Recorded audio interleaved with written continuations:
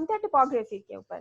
Topography का मतलब ये होता है कि आपकी जो जमीन की सरफेस है उस पर किस किस किस्म की चीजें अवेलेबल हैं, मतलब आपकी जो सॉइल का टेक्सचर है वो किस किस्म का है। तो उससे क्या होता है कि किसी भी मुल्क की जो फर्टिलिटी है या उसके मुल्क के जो नेचुरल रिसोर्सेज हैं उनके बारे में हमें मालूमात हासिल होती है। जो सिक्स कैटेगरी है वो है बाउंड्रीज, यानी आप किस आपका मुल्क जहां पर भी है तो आपकी बाउंड्रीज कहाँ किससे लगती हैं।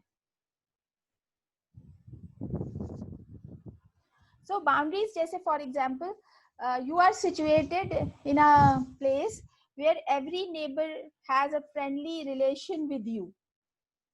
So इसका मतलब क्या होगा कि आप कुदरती तौर पर एक ऐसी जगह पर होंगे जहां पे कोई आपसे जंग करने के लिए या आपको तंग करने के लिए तैयार नहीं होगा। तो ऐसी इससे क्या होगा कि आपका बहुत सारा जो आपके मुल्क का की इकोनॉमी है या बजट है वो आपकी मिलिट्री के ऊपर खर्च नहीं होगा। तो ये कुदरती तौर पर आपके लिए फायदे में चला जाता है। इसी तरह आप जजीरा है, आइलैंड है, फॉर एग्जाम्पल जैसे मलेशिया है, इंडोनेशिया है या ऑस्ट्रेलिया है या न्यूजीलैंड है। जंग करना बहुत मुश्किल है इन मुल्कों के साथ क्योंकि इनका डिस्टेंस इतना है किसी भी मुल्क के साथ कि जिसको भी जो भी इन पर हमला करेगा उसे महीनों समंदर में खड़ा रहना पड़ेगा, which is very difficult and very expensive. लेकिन अगर आप हमारी तरह चारों तरफ जो है समझ लीजिए जमीन से घिरे हुए हैं और आपके तीन अतराफ में ऐसे मुल्क हैं जो कभी ना कभी आपके दुश्मन बन जाते हैं, तो फिर ऐसी सूरत में आपको अपनी नेशनल सिक्योरिटी यानी मिलिट्री के ऊपर जो आपका एक्सपेंडिचर है वो बहुत ज्यादा बढ़ जाएगा। जैसे पाकिस्तान है, पाकिस्तान को पैदाइश के साथ एक आर्च राइवल मिला हुआ इंडिया। फिर पाकिस्तान को अफगानिस्तान ने 1979 तक पाकिस्तान और अफगानिस्तान एक दूसरे के दुश्मन थे। अफगानिस्तान पाकिस्तान को तस्लीम ही नहीं करता था। वो तो जब उन्हें जरूरत पड़ी पाकिस्तान की तो तब उनके पाकिस्तान से बेहतर ताल्लुकात हुए और जैसे ही जरूरत खत्म हुई दोबारा पाकिस्तान और अफगानिस्तान के ताल्लुकात खराब हो गए। तो हमारे जो है दो बॉर्डर्स जो है वो सेफ नहीं है। अब ये बाउंड्रीज हैं, जैसे मैंने आपसे कहा कि सेफ नहीं है तो इट मींस ये है कि आपको अपनी नेशनल सिक्योरिटी पर पैसा खर्च करना ही पड़ेगा।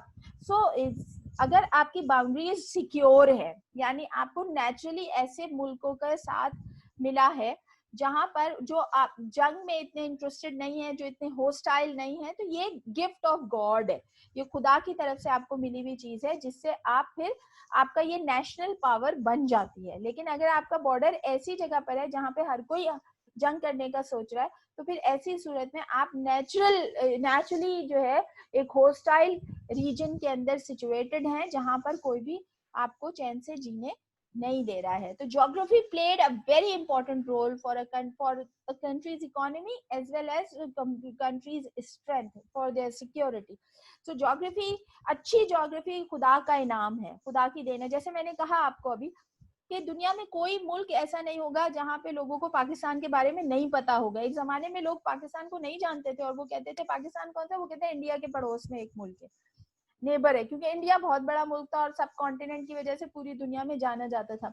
लेकिन आज पाकिस्तान इंडिपेंडेंटली रिकॉग्नाइज होता है क्योंकि उसकी ज्योग्राफिकल लोकेशन ऐसी है कि कोई भी मुल्क उसको, स्पेशली जो सुपर पावर्स है, वो उसको जो है इग्नोर नहीं कर सकती हैं। फिर हम देखते हैं कि क्योंकि मिडिल ईस्ट के साथ पाकिस्तान गेटवे है मिडिल ईस्ट के लिए, तो उसकी वजह से भी जो है पाकिस्तान को ओवरपास नहीं किया जा सकता सिर्फ और सिर्फ उसकी ज्योग्राफी की वजह से।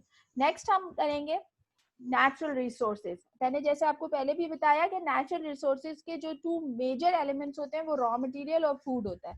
अब रॉ मटेरियल को हम फर्दर तीन हिस्सों में तकसीम कर सकते हैं, that is first is minerals. अच्छा, मिनरल्स में मेटालिक और नॉन मेटालिक मिनरल्स दोनों आते हैं, यानी आप जमीन से खोद कर जो भी चीज निकालें। अब उसके अंदर मादनियात में हम जो मैंने आपसे कहा कि मेटल है तो वो भी आपकी मुल्क के एसेट है, और नॉन मेटालिक मिनरल्स जो होते हैं वो भी बहुत इंपॉर्टेंट होते हैं, जैसे गैस है, पेट्रोल है, these are non metallic minerals, coal है, नॉन मेटालिक मिनरल्स हैं।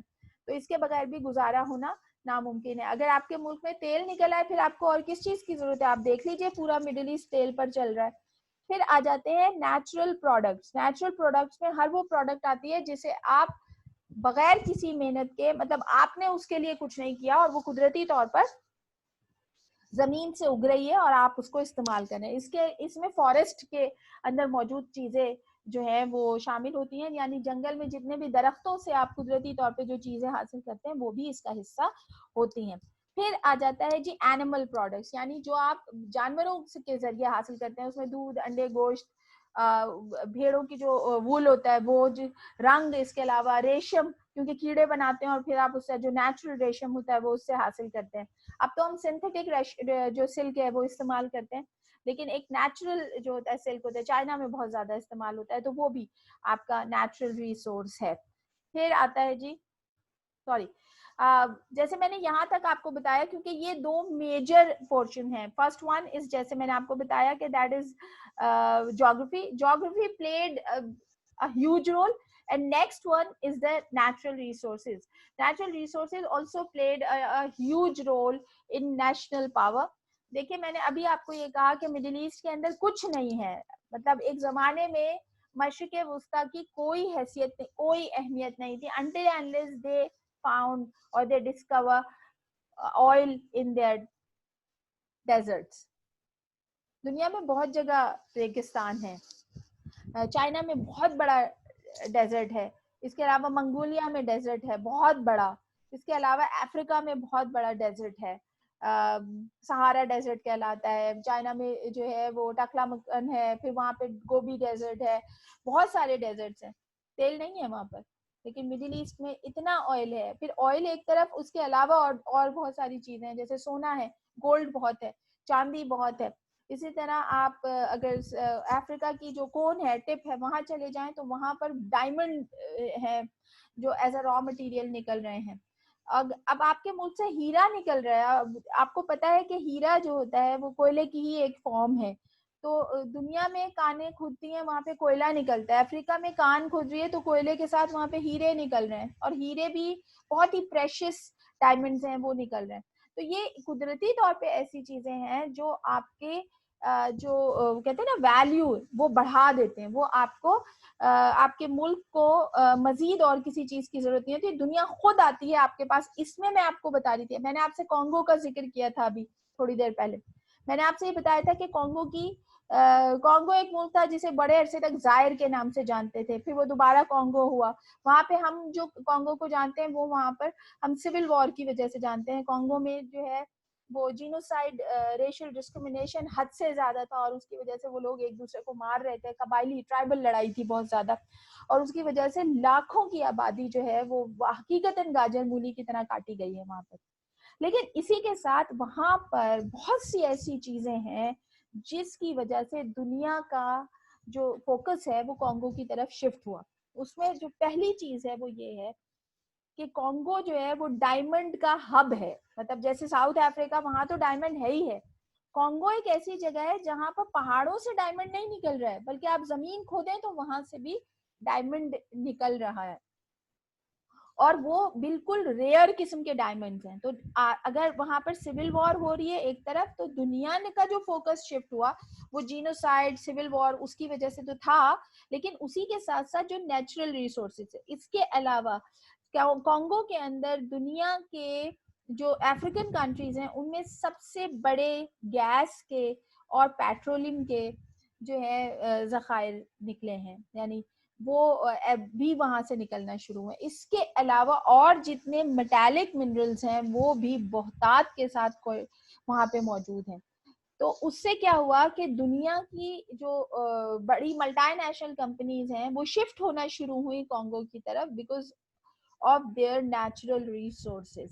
सो जहां उनकी ज्योग्राफी, जैसे मैंने उनको बताया कि Congo is situated in the middle of the Africa, but at the same time it is the hub of natural resources in Africa। वरना एक जमाने में अफ्रीका के लोगों के, आप जानते हैं कि स्लेव ट्रेड हुआ करती थी, क्योंकि उनको लगता था कि अफ्रीका में तो कुछ है ही नहीं सिवाय जंगल है, और जंगल के अलावा काले लोग हैं जो जिस्मानी तौर पे मजबूत हैं। तो गुलाम जो है वो पूरी दुनिया में सप्लाई करने शुरू कर दिए यूरोपियंस ने। फिर आहिस्ता आहिस्ता फिर वहां पर जिस किस्म के उनके ट्राइबल कल्चर है, उनके रिलीजन जो है ट्राइबल रिलीजन है वो बिल्कुल अलग और अजीब व गरीब है, तो उसकी वजह से भी लोग अफ्रीका से बहुत दूर रहे। लेकिन फिर आहिस्ता आहिस्ता लोग उसमें घुसना शुरू हुए। मैंने आपको एग्जांपल दी कॉन्गो की, इसके अलावा जो दूसरी एग्जांपल है वो है रवांडा की। रवांडा में भी जीनोसाइड क्राइम्स बहुत ज्यादा हुए हैं, लेकिन रवांडा ये एक समझ लीजिए एक पूरा रीजन है। रवांडा है, ब्रोंडी है, युगांडा है और कॉन्गो है।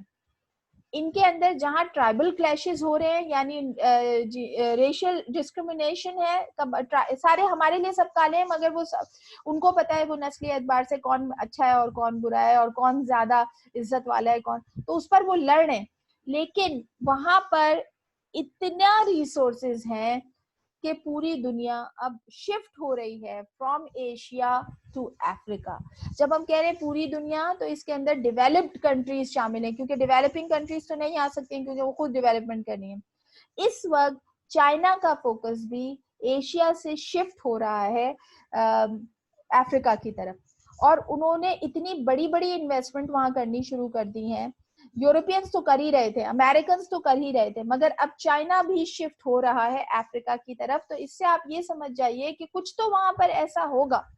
देखिए हमने सोचा कि चाइना ने सी पैक बनाया और ये पूरा इतनी बड़ी इन्वेस्टमेंट की है, तो चाइना को इससे कुछ तो फायदा हो रहा होगा। अब चाइना अफ्रीका के अंदर इन्वेस्टमेंट कर रहा है और बड़ी इन्वेस्टमेंट कर रहा है और डेवलप कर रहा है, तो यकीनन उन्हें कुछ ना कुछ ऐसा जरूर मिल रहा होगा जो उन्हें बाकी दुनिया से उस कीमत में नहीं मिल सकता होगा। बिल्कुल इसी तरह अमेरिकन जो इन्वेस्टमेंट है, और अमेरिकन इन्वेस्टमेंट थोड़ी बहुत जरा लीडरशिप की तरीके की इन्वेस्टमेंट है कि वो वहां पर वर्ल्ड बैंक को भेज रहे हैं, IMF को भेज रहे हैं, इसके साथ अपनी मल्टीनेशनल कंपनीज को भेज रहे हैं, अपने बिलियनियर जो बिजनेसमैन हैं उन्हें वहां भेज रहे हैं, और वो वहां पर जो है मुख्तलिफ इंडस्ट्रियल डेवलपमेंट कर रहे हैं। इसके अलावा वहाँ का इंफ्रास्ट्रक्चर बना रहे हैं, वहाँ को मॉडर्नाइज करने की कोशिश कर रहे हैं।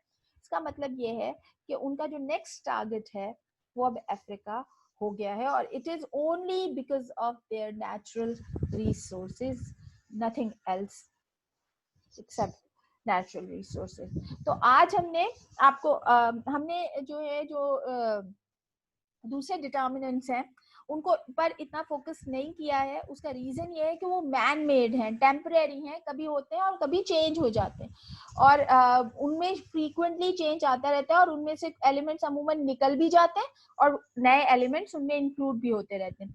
लेकिन कोई भी मुल्क अपनी ज्योग्राफी से डिनाई नहीं कर सकता, और अपने नेचुरल रिसोर्सेज को जो है वो जितना बेहतर वो इस्तेमाल करते हैं उतना ही वो मुल्क तरक्की करता है। आई होप आपको समझ में आया होगा, और आई होप आपको चीजें क्लियर हुई होंगी। हम अपनी नेक्स्ट क्लास में आपको नेशनल इंटरेस्ट पढ़ाएंगे।